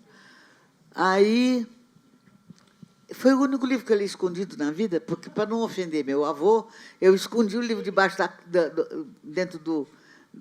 do colchão, assim, só depois que todo mundo ia dormir, apagava todas as luzes, eu me deitava debaixo da cama, botava o abajur, assim, e ficava lendo aquilo. E aí, eu contei para ele essa história. Aí, cada vez que eu entrasse no ônibus, se ele estivesse lá, tivesse o lugar ocupado lá, ele perguntava, o senhor pode trocar com aquela moça ali? Aí eu vinha dizendo, venha, minha leitora clandestina. E pronto. Mas também, naquele tempo, a gente, começo dos anos 60, o escritor andava pela rua como qualquer um, não aparecia na televisão, não era popstar, né? Então, aí a gente ia lá no Rio, a gente ia lá para José Olímpio, encontrava todos eles, tinha um bar lá, ali perto do Teatro Municipal, que eles ficavam depois conversando, e a gente ia lá perguntar, me lembro dos meninos, meus amigos, que escreviam uns poeminhas, e me levava lá, o que o senhor acha? Tá bonzinho, não tá bonzinho. Era uma coisa... Maria Valéria, você falando assim, ou lembrando de cenas, ou nos seus próprios livros, eu vejo a cena. Você nunca foi procurada pelo pessoal de cinema e televisão para fazer adaptação? Tem 4 produtoras de cinema tentando conseguir financiamento para filmar meus livros. Que aí é uma maravilha, eu ia ganhar um dinheirinho bom, viu? Não precisava mais ficar preocupada com isso, dava para escrever com mais folga. Aqui em São Paulo, tem 2 encenações da Carta Rainha Louca. Tem a Ana Barroso, que fez um monólogo, que é maravilhoso. Não sei se alguém de vocês já esteve por lá, já viu. É maravilhoso. Ela já fez várias temporadas no Rio, em São Paulo, no Rio. E tem a Lilian de Lima, com um grupo que fez um musical. São 30 pessoas no palco, maravilhoso também. Depois tem o pessoal da Companhia do Tijolo, que são os nordestinos que vivem em São Paulo, que montaram um espetáculo do voo da Guara Vermelha. Dura 3 horas o espetáculo, mas é fantástico. Alguém aqui viu? Não. É complicado sair, ir para longe, né? Porque é muito caro, são grupos muito grandes. O da Ana não, é mais o monólogo. Nós estamos tentando levar lá para Paraíba, mas até agora não conseguimos financiamento. Aí, está vendo, Vanessa? Então, é muito... Eu adorei ver isso, né? Uhum. E tem o pessoal que quer filmar, que está esperando conseguir financiamento, mas está paradão. Mas estão perdendo tempo, porque isso dá uma... Desde quando eu li, uma vez, você contando, quando a luz voltou para a sua cidade, eu imaginei aquilo ali uma cena de cinema completamente. Foi. Eu me lembro quando o papai chegou, papai, quando acabou a guerra, ainda demorou um pouco, porque tinha que verificar se não tinha algum alemão doido que tinha sobrado com o submarino por ali, né, para torpedear. E aí, papai chegou em casa com o sol alto ainda. A gente nunca via papai. Papai só chegava em casa de noite. No médico, naquele tempo, era o dia inteiro. Aí, papai chegou para dentro do carro. Estou vendo o carro com uma caixa preta amarrada atrás, que era o gasogênio, né? Para poder... Não tinha gasolina. E aí, eles levaram a gente para o Jardim da Praia e não diziam nada. Não diziam nada. E a gente lá olhando, e todo mundo... E os adultos, está quase, está quase. Olha o sol, olha a serra, está quase, está quase. E, na hora que o sol se enfiou por trás da serra, pá! Acenderam-se as luzes todas da cidade que a gente nunca tinha visto. Cena linda. Foi uma coisa tão forte que eu fecho os olhos e revivo aquela cena e enxergo tudo de novo. Não, eu sempre digo, eu não queria ter nascido nem um dia antes, nem um dia depois, nem em outro lugar, nem ter tido outra vida. Teve dor, teve sofrimento, muito, mas, nossa... que vida, tá doido, uma vida maravilhosa. Eu vi o mundo. Você eu viu? dei minhas 4 voltas ao mundo sem pagar passagem, sem nunca me hospedar em hotel, nas casas dos nativos. A Maria Valéria, se deixar, ela passa a noite contando história. Eu sou tagarela, isso eu sou. Tagarela. Então, assim, ela ainda vai autografar o livro. Última chance. Alguém quer fazer uma última? Uma coisa breve eu tenho que te dizer. Eu conheci seu avô no bairro de Lourdes. Nós éramos vizinhos. E o seu avô, ele está falando seu avô Eupídio, sim. Eu conheci. Conheceu meu avô Eupídio? Conheci. Você falava, você restaura textos. Seu avô Eupídio era um restaurador. Além de fotógrafo oficial do governo Antônio Carlos de Andrada, ele era um restaurador, um artista. Eu tenho fotos dele, dos meus avós. E tenho os meus bisavós num óleo do século XIX que ele restaurou.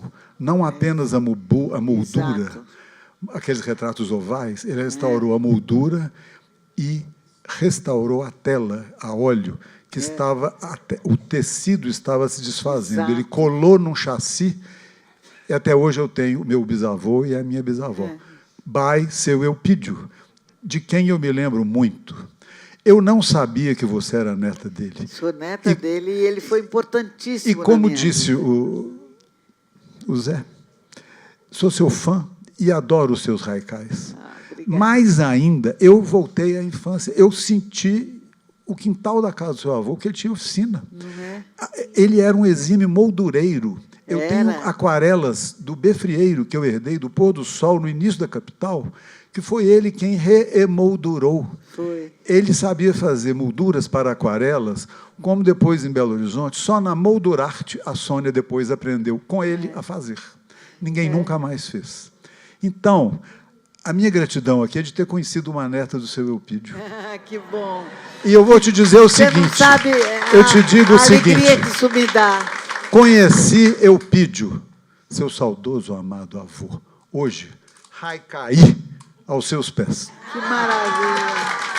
Muito obrigado. Que maravilha.